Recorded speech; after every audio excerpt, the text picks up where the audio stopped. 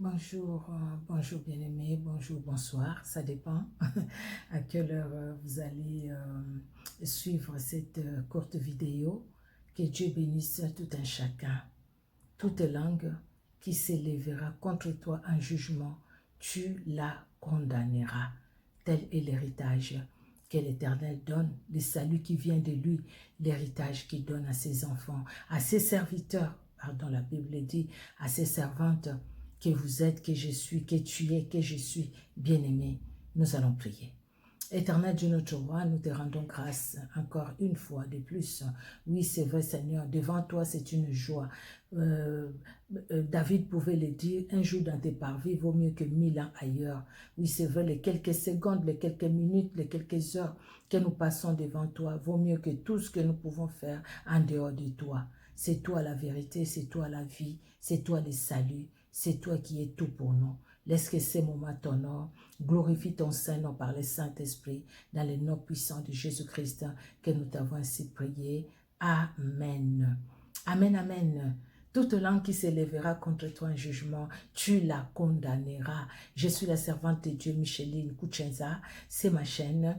Nous parlons de Dieu, c'est pour la gloire de Jésus-Christ de Nazareth. Si vous n'êtes pas encore abonné, voilà encore une opportunité. Vous pouvez vous abonner, vous ne serez pas déçus. Parce que si vous aimez Jésus-Christ, je l'ai dit, si vous aimez Jésus-Christ, ou si vous voulez découvrir qui est Jésus-Christ, et ce qu'il a fait, et ce qu'il est capable de faire dans un cœur, dans une vie, vous êtes dans un bon endroit. Abonnez-vous sur notre chaîne et Dieu ne manquera pas de vous bénir. Amen, amen. Nous allons prendre nos Bibles. C'est un passage que nous avions lu, j'ai parlé de ça il n'y a pas longtemps, et là d'abord c'était sur la première partie, et aujourd'hui, comme je l'avais dit la dernière fois, nous allons voir la deuxième partie. Alléluia. Merci Seigneur Jésus-Christ de Nazareth, notre Dieu est merveilleux, il est bon. Alors, Ésaïe 54, là je suis dans la version 8 secondes 1910, Ésaïe 54 verset 17, la Bible nous dit, toute arme forgée contre toi sera sans effet, et toute langue qui s'élèvera en justice contre toi, tu la condamneras. Tel est l'héritage des serviteurs de l'Éternel, tel est le salut qui leur viendra de moi, dit l'Éternel. L'héritage des serviteurs de l'Éternel, le salut qui leur viendra de moi, dit l'Éternel. Quel est cet héritage? Ça a commencé depuis un peu plus haut, si nous montons, bien aimé, mais là nous allons parler de la langue. Toute langue qui s'élèvera en justice contre toi. Quand on parle de la justice, c'est-à-dire il y a un jugement. Quand on parle de la justice, il y a des avocats, il y a des juges, il y a des condamnations qui sont prononcées, il y a des ordonnances, il y a des lois qui sont lues, il y a des actes qui condamnent telle situation et tel autre, tel comportement. Donc, parler de la justice, c'est parler, bien aimé, de droit. Parler de la justice, nous voyons les ordonnances, nous voyons les lois, nous voyons tout ce qui peut condamner ou libérer ou acquitter quelqu'un, la justice. Et la Bible nous dit, Dieu nous dit, l'héritage que tu as, que j'ai moi, l'héritage et le salut qui nous vient de lui, toute langue qui s'élèvera contre toi et moi en justice, donc toute langue qui nous traduira en justice, tu la condamneras, nous la condamnerons. Cette langue-là. Et quand on parle de la langue, je vois quand on parle de la langue, on voit la parole. Parce qu'on parle de la justice déjà, donc on voit la parole. C'est la parole, donc il y a quelqu'un qui porte plainte, il y a quelqu'un qui va accuser. Mais de quelle justice s'agit-il, bien-aimé? Quand la Bible nous parle, toute langue qui se lèvera contre toi en justice, tu la condamneras. Cette justice-là, ça peut être la justice de ce monde. Dieu est capable de nous donner la victoire, comme il a dit aux disciples, quand vous serez devant les Sanhédrins, ne vous inquiétez pas de ce que vous direz, moi-même je parlerai en vous, ou par vous, je vous dirai ce qu'il faut dire. Jésus-Christ a dit aux disciples, je suis là pour vous soutenir, je suis là pour vous défendre. Donc, n'ayez pas peur, je vous défendrai, je vous soutiendrai. Alléluia. Et aujourd'hui, Dieu nous le dit aussi. Bien-aimé, une malédiction sans cause, la Bible nous dit, cette malédiction-là est sans effet. D'accord?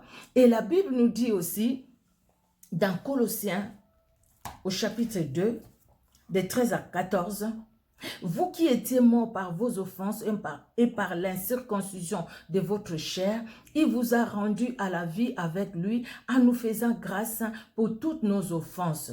Il a effacé l'acte dont les ordonnances nous condamnaient et qui subsistait contre nous, et il l'a détruit en le clouant à la croix. Il y avait un acte. Dans cet acte-là, il y avait des ordonnances qui condamnaient chacun de nous, qui nous condamnaient à la mort, car tous sans péché sont privés de la gloire de Dieu. Le salaire du péché, c'est la mort. Bien-aimés, il y avait des ordonnances qui nous condamnaient. Il y a une juridiction spirituelle. Il y a aussi une juridiction, comme il y a la juridiction physique, il y a aussi une juridiction spirituelle. Vous voyez l'histoire de Job. Il y a Satan qui l'accuse. Bien-aimés, l'accusateur de nos frères, l'accusateur de nos âmes, il est encore en action. Il n'a pas encore été lié. Il nous accuse. Il va nous accuser parce qu'il travaille avec des gens. Il travaille avec les méchants. Oui, en gros, je dirais les méchants. Ces sorciers, ces occultistes, toutes ces personnes qui ne nous aiment pas, qui ne veulent que nous voir souffrir. Donc c'est des méchants, parce que les méchants, il fait du mal, non seulement il fait du mal, mais il ne veut pas voir les autres réussir. Nous avons parlé de la méchanceté, la conséquence de la méchanceté. Je vais encore remettre les liens dans cette vidéo. Vous voyez, les méchants ne nous aiment pas, parce qu'il est méchant. Il n'aime pas voir les autres progresser. Il n'aime pas voir les autres aller de l'avant parce qu'il est méchant. Or, ce qui est de méchant, c'est ce qui est de ténèbres. Or, ce qui est de ténèbres, c'est ce qui est du diable. Ce qui est du diable, c'est ce qui entraîne la mort. Et la mort éternelle. Et la mort spirituelle. Qui peut entraîner aussi la mort physique. Bien-aimé. Je suis allée dans d'autres versions avec le même passage. Je suis allée voir dans d'autres versions. Dans la version Semeur, Ésaïe 54, 17 nous dit « Toute arme fabriquée pour te faire du mal n'atteindra pas son but. Et tu pourras confondre tous tes accusateurs en jugement. » Donc tes accusateurs seront là, ils vont aller t'accuser. C'est comme, bien-aimé, toi et moi, quand nous dormons, il y a des esprits qui nous accusent. Il y a des esprits qui disent, tu vois, il faudrait qu'il soit, tu vois là, il est bien, elle est bien. Il faudrait qu'elle puisse souffrir, il faudrait qu'il puisse souffrir. Il faudrait qu'elle meure par mort, par AVC, par une mort subite. Il faudrait qu'elle meure ou qu'il meure par accident. Il faudrait donc chercher toutes les condamnations spirituelles. Les condamnations pour dire, tu ne vois pas dans leur famille.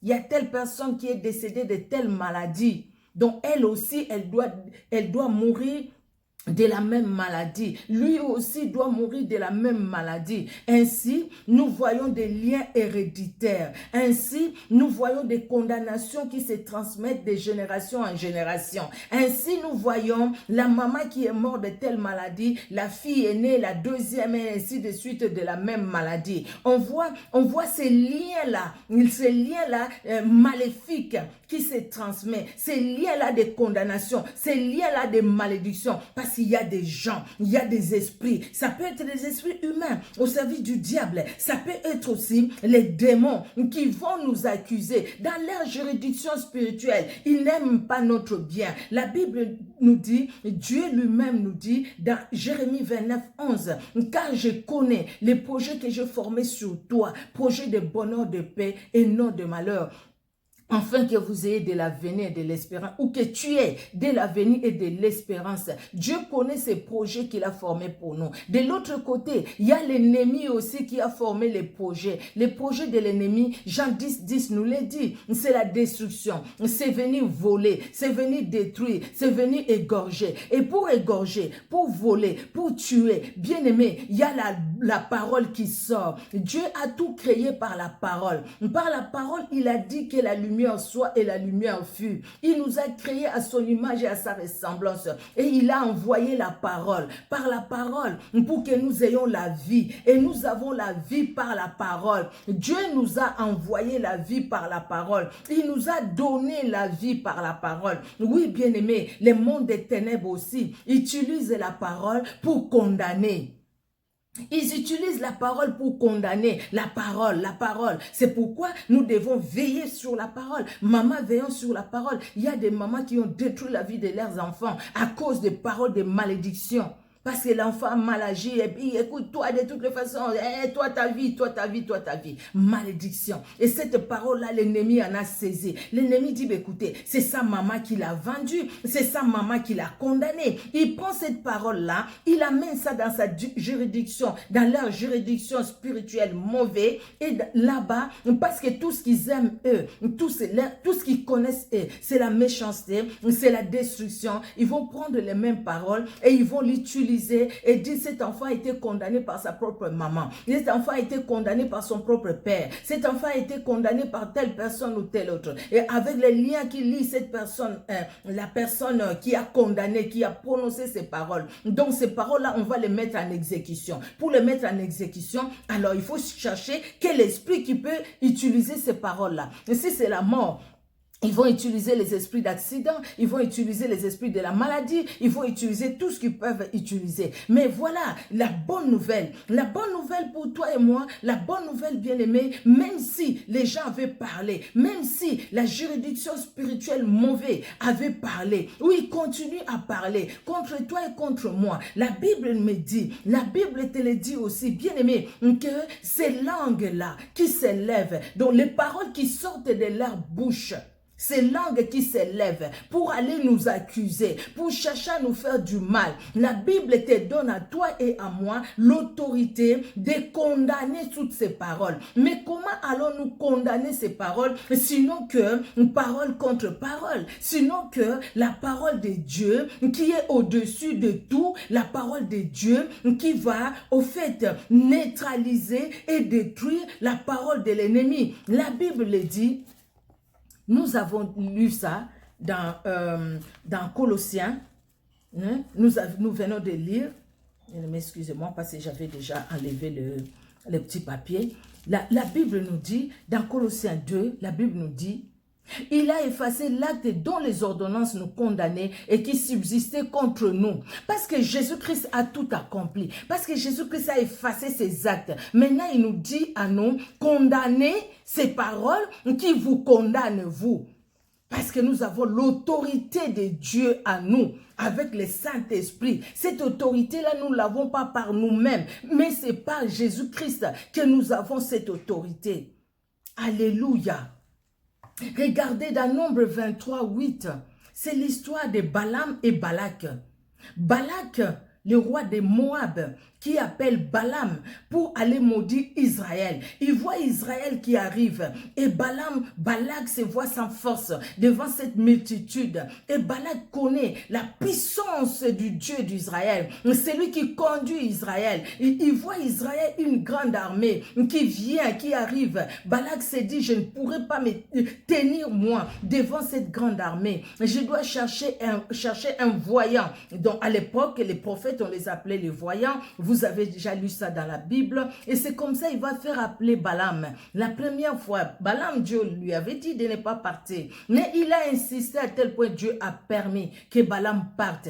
Nous voyons même quand la Ness va se tenir devant Balaam pour que Balaam ne parte pas. Mais Balaam insistait, peut-être à cause de tous les biens qu'on lui a promis. Mais Dieu lui dit, écoute, et quand Dieu ouvre la bouche de la Ness va parler. Et c'est là où Balaam, quand il a vu l'ange de l'Éternel, il va s'incliner. Là, il va reconnaître l'autorité de Dieu. Et il va dire au Seigneur, s'il faut que je retourne alors. Alors Dieu lui dira, vas-y. Mais tu diras que ce que je te dirai. Il est arrivé là-bas. Balak lui a présenté tout ce qu'il lui a présenté. Mais Balaam va dire quelque chose. Nombre 23, verset 8. Cette histoire, vous pouvez lire ça, Nombre 22, Nombre 23. Le verset 8, il dit, « Comment maudirais-je celui que Dieu n'a point maudit? Comment serais-je irrité quand l'Éternel n'est point irrité? » Vous voyez ici, nous voyons encore la langue qui s'élève. Donc parle Balaam, maudit Israël Balaam, parce que je sais que celui que tu maudis, toi est maudit, maudit. Et Balaam dit non. Parce que Dieu a déjà prononcé les paroles de bénédiction pour Israël. Donc moi, je ne peux pas maudire celui que Dieu a béni. Israël est béni. Bien-aimé, regardons, retournez encore dans Colossiens 2 que nous venons de lire. Il a effacé l'acte dont les ordonnances nous condamnaient. Il a effacé l'acte dont les ordonnances te condamnaient, me condamnaient. Tu es béni. Je suis béni. Alors maintenant, toutes les langues qui s'élèvent pour me maudire, pour te maudire, moi je la condamne, toi tu la condamnes. Comment ça? Par cette parole, la même parole. Regarde ce que la Bible me dit. Donc tu n'as pas condamné ma vie parce que Jésus-Christ a déjà effacé l'acte dont les ordonnances me condamnaient. Toutes les condamnations, Jésus-Christ les a portées à la croix de Golgotha. Et moi je suis libéré. Alléluia. Alléluia. Voilà l'héritage que nous avons, bien-aimés. Dieu nous a donné cet héritage, sa parole. La parole s'est fait chair. La parole est descendue ici sur la terre. La parole, nous ne l'avons pas vue physiquement, mais nous l'avons acceptée. Cette parole, Jésus-Christ est par la foi, nous l'avons accepté, bien aimé, et Jésus-Christ est dans nos vies. Jésus-Christ vit en nous par le Saint-Esprit. Quel privilège que nous avons, quel privilège, alléluia. C'est lui que Dieu a béni, personne ne peut le maudire. Comment serais-je irrité quand l'Éternel n'est point irrité? Non. Balaam dit, Balak, ne me crée pas de problème. Moi, je ne peux pas prononcer une parole. Je ne peux pas condamner ces peuples que Dieu a déjà libérés. Alléluia. N'est-ce pas que toi et moi, Dieu nous a libérés par Jésus-Christ? Alléluia.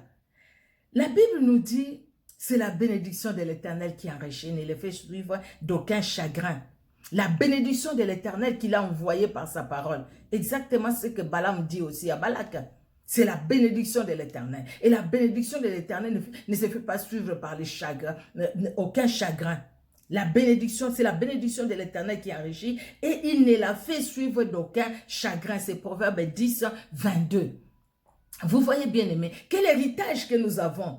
Quel héritage que nous avons, nous qui appartenons à Jésus-Christ, nous qui servons ce grand Dieu. Saisissons ce que le Seigneur nous a donné. Alléluia. La version Semeur, je l'ai dit tout à l'heure, toute arme fabriquée pour te faire du mal n'atteindra pas son but et tu pourras confondre tous tes accusateurs en jugement, car tel est l'apanage des serviteurs de l'Éternel et c'est ainsi que je leur fais justice. L'Éternel les déclare. Alléluia. Dans Parole de vie, la Bible nous dit, toute arme faite pour t'attaquer ne peut te faire du mal. Et si quelqu'un veut t'accuser au tribunal, tu pourras prouver qu'il a tort. Voilà la part que je réserve à ceux qui sont mes serviteurs. Voilà comment je leur rends justice. Moi, les seigneurs, je les déclare. Et tu pourras leur prouver qu'ils ont tort. Ils ont tort de chercher à nous faire du mal. Ils ont tort de chercher à écourter notre vie, ma vie sur la terre. Ils ont tort de chercher à me mettre dans un endroit où de m'enfermer quelque part. Ils ont tort de le faire. Ils ont tort de le faire par leur parole. Ils ont tort de chercher à me maudire pendant que je suis béni. Ils ont tort. Et alors, c'est moi qui dois les prouver qu'ils ont tort. La Bible dit, la parole de vie nous dit, tu pourras prouver qu'il a tort à cette personne-là qui va te traîner devant le tribunal spirituel mauvais pour t'accuser. Tu pourras le prouver et dire, écoutez, voilà ce que la Bible me dit. Bien aimé, ce qui est important, c'est que toi et moi, nous puissions marcher selon la parole de Dieu. Marcher avec Dieu. Je parlais de ça hier sur Facebook. Et je partagerai plus tard aussi sur YouTube. Marchons avec Dieu. Voyons les choses comme Dieu les voit. Ayons la vision de Dieu. Marchons selon ses préceptes, selon ses commandements. Marchons au même rythme que le Seigneur. En ce moment-là, bien-aimés, nous allons prouver aux personnes, aux esprits qui nous condamnent, qui cherchent à nous faire du mal. Jean 10, 10, qui vient que pour détruire. Oh, la partie B nous dit, Jésus-Christ dit, mais moi je suis venu afin que mes brebis aient la vie et qu'elles soient dans l'abondance. Que mes brebis aient la vie. Dieu, quand l'ennemi vient pour détruire, pour nous condamner par ses paroles, pour nous condamner. Vous voyez, bien-aimés, Jésus-Christ a dit, ma vie, je la donne Personne n'aimait Lot. Personne note Jésus. Un frère chez moi, je le disais tout à l'heure, je n'avais pas fait attention que ça avait coupé. Bon, je vais relier ça, les deux vidéos.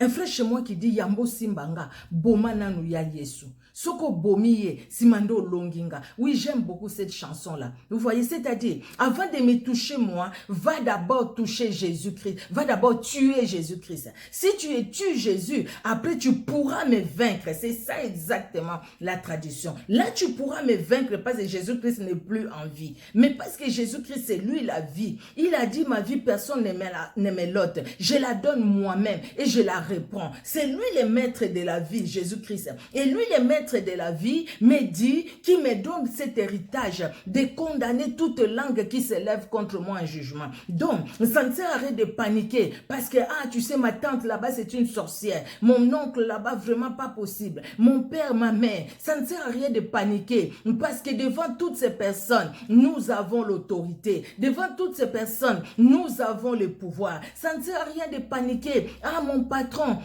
ah, mon directeur, ah, la femme de mon père, ah, ma tante, ah, ceci, cela, bien aimé, ça ne sert à rien de paniquer devant ces gens-là, parce que ce que nous avons, eux d'abord paniquent devant nous, mais nous aussi nous paniquons devant eux. Vous voyez, c'est pas possible. Nous devons nous lever avec l'autorité que le Seigneur nous a donnée. Dans Deutéronome 28, bien aimé, nous voyons beaucoup de passages où le Seigneur nous parle de la bénédiction. C'est clair, Deutéronome 28. Nous allons lire juste quelques versets et nous allons finir là. Deutéronome 28, c'est 13. Deutéronome 28, voilà les premiers versets. Voilà. La Bible commence par « Si tu obéis à la voix de l'Éternel ton Dieu, en observant et en mettant en pratique tous ces commandements que je te prescris aujourd'hui, l'Éternel ton Dieu te donnera la supériorité sur toutes les nations de la terre, si tu obéis. » Et les versets 6 et 8 nous dit, jusqu'à 8, pardon, « Tu seras béni à ton arrivée et tu seras béni à ton départ. L'Éternel te donnera la victoire sur tes ennemis qui s'élèveront contre toi, Ils sortiront contre toi par un seul chemin et ils s'enfuiront devant toi par sept chemins. L'Éternel ordonnera à la bénédiction d'être avec toi dans tes greniers et dans toutes tes entreprises. Il te bénira dans le pays que l'Éternel ton Dieu te donne. Alléluia. Mais dans tout ça, la première condition, c'est obéir à la parole de Dieu. Je l'ai dit quand je parlais des complots. Nous ne pouvons pas dire, écoutez, tout complot contre moi est nul et sans effet, Jésus-Christ est vivant. Oui, Jésus-Christ est vivant. Mais est-ce que tu reconnais que Jésus-Christ est vivant? Est-ce que tu t'attaches à Jésus-Christ parce que tu sais qu'il est vivant? Est-ce que tu honores ce Dieu-là pour dire qu'il est vivant? C'est ça aussi le grand problème. Confesser, oui, c'est bien, mais vivre la vie de Jésus-Christ, c'est ce qui est très important. Mais Jésus-Christ sait qu'il veut que nous puissions vivre sa vie. Et quand nous allons vivre la vie de Jésus-Christ bien-aimé, nous allons voir que l'ennemi, même ceux-là qui complotent contre nous, ils vont commencer eux-mêmes à confesser. Ah, je voulais te faire telle chose, je voulais te faire du mal, mais là vraiment, j'ai pas pu. Ton Dieu vraiment te protège. Ton Dieu vraiment t'a protégé. Pourquoi? Parce que Dieu, effectivement, nous a protégés.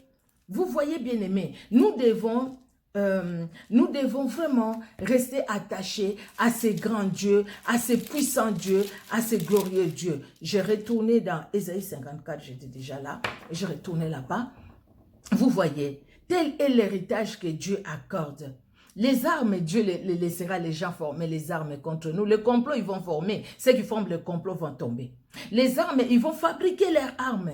Mais maintenant, ces armes-là, quand ils vont chercher à les utiliser pour nous faire du mal, ces armes-là ne pourront nous faire aucun mal. La Bible dit. Ils vont utiliser leur bouche, ils vont utiliser leur langue pour nous faire du mal, pour nous condamner. Mais après, leur langue, tout ce qu'ils vont dire contre nous sera sans effet. Pourquoi? Parce que nous allons utiliser l'autorité que Jésus-Christ nous a donnée pour anéantir, pour détruire leurs paroles, leurs armes qui vont prononcer par leurs paroles contre nous. Que Dieu nous aide à pouvoir vraiment lire la Bible, à pouvoir nous appuyer sur la parole de Dieu bien-aimé, afin que nous ne puissions pas tomber dans les pièges de l'ennemi. Les langues s'élèveront contre nous le jour comme la nuit, mais Jésus-Christ aussi est là avec nous. Il nous a donné la vie et il nous donne cet héritage, cette autorité de marcher sur toutes ces paroles, de les détruire par la puissance du Saint-Esprit. Même si tu vois à côté la personne continue à faire la même chose, n'aie pas peur parce que Jésus-Christ ne nous abandonnera jamais. Amen, amen. Que Dieu bénisse tout un chacun. Nous allons prier. Éternel Dieu de gloire, merci.